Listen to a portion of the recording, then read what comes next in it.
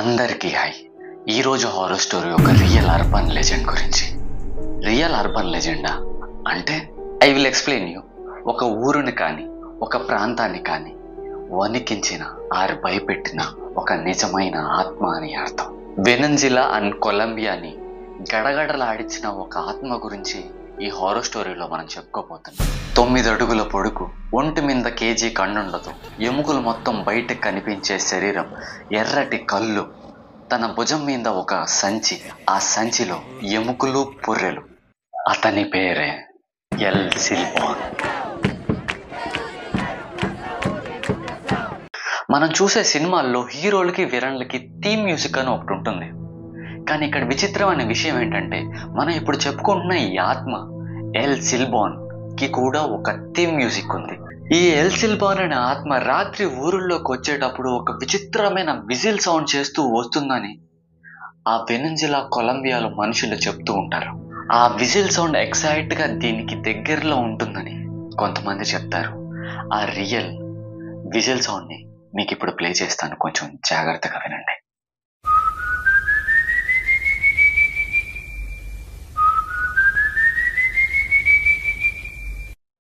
ఈ whistle sound లో ఉన్న ఇంకొక విచిత్రమైన విషయం ఏంటంటే, ఎవరికైతే ఈ విజిల్ సౌండ్ దగ్గరలో వినిపిస్తుందో వాళ్ళకి ఎల్ సిల్బాన్ దూరంలో ఉన్నాడని అర్థం.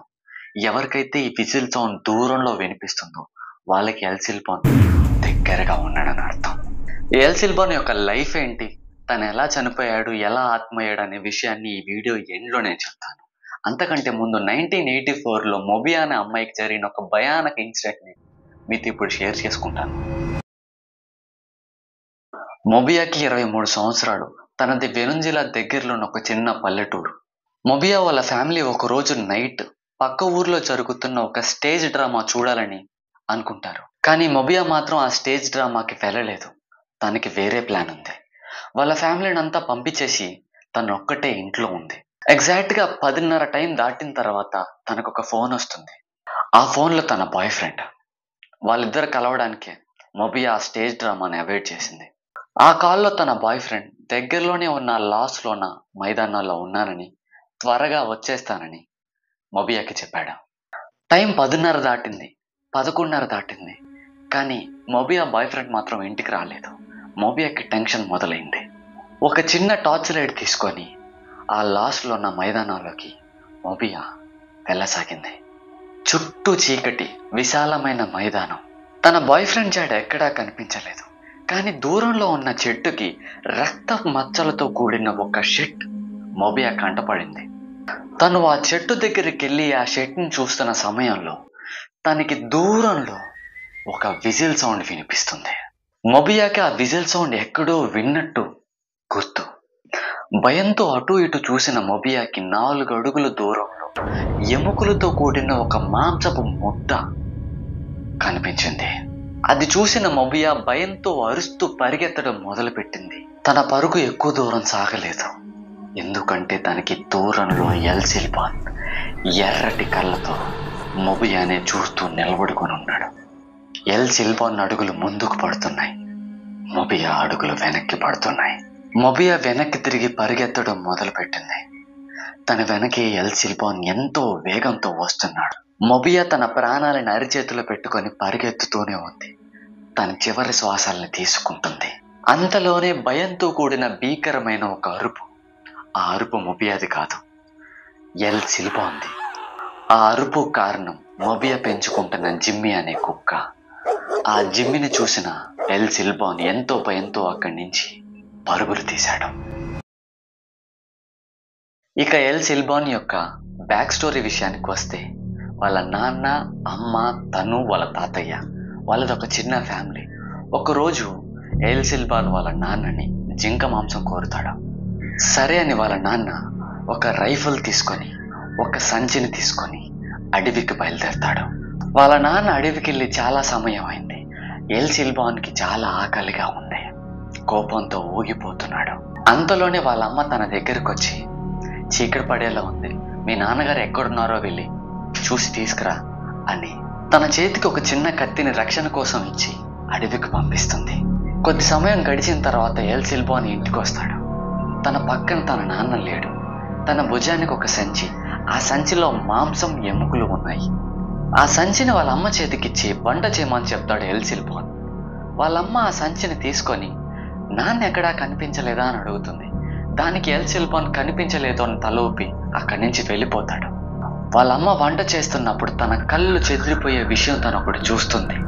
తను చూసిన దృశ్యాన్ని తన మామయ్య అంటే ఎల్సిల్బాన్ వాళ్ళ తాతకు కూడా చూపిస్తుంది.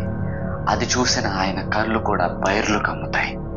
ఎందుకంటే ఎల్సిల్బాన్ సంచిలో వేసుకొచ్చింది జింక మాంసం కాదు.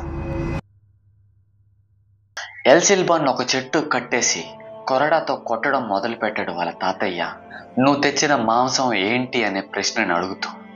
కానీ ఎల్సిల్బాన్ నోట్లోంచి ఒక్క చిన్న పదం కూడా రావట్లేదు. కొద్దిసేపటికి తన ఒళ్ళు మొత్తం కవిలిపోయింది. తన నొప్పిని భరించలేక చెప్పేస్తాను అని అన్నాడు. తను చెప్పిన విషయం విన్న తర్వాత ఎల్సిల్బాన్ వాళ్ళ అమ్మకి తన తాతయ్యకి ఫ్యూజులు ఎగిరిపోయాయి. నాన్నని వెతుక్కుంటూ అడవికి వెళ్ళానని, ఖాళీ చేతులతో వస్తున్న నాన్నని చూసి ఆకలితో ఉన్న నేను తట్టుకోలేకపోయానని, అమ్మ రక్షణ కోసం పంపించిన అదే కత్తితో నాన్నని చంపి ముక్కలుగా కోసి మాంసాన్ని విడిగా ఎముకల్ని విడిగా వేరు చేసి ఆ సంచిలో వాటన్నిటినీ వేసుకొని ఇంటికి తీసుకొచ్చి అమ్మ చేతికి ఇచ్చానని ఎల్సిల్బాన్ చెప్పాడు. ఎల్సిల్బాన్ చేసిన ఆ ఘోరమైన మరణకాండని తట్టుకోలేని వాళ్ళ తాతయ్య తన ఒంటి మీద కారాన్ని పోశాడు, మసాలా పొడిని చల్లాడు, ఉప్పుని రాశాడు. తను వాళ్ళ నాన్న మాంసం వేసుకొచ్చిన గోని సంచిని తన భుజానికి తగిలించాడు.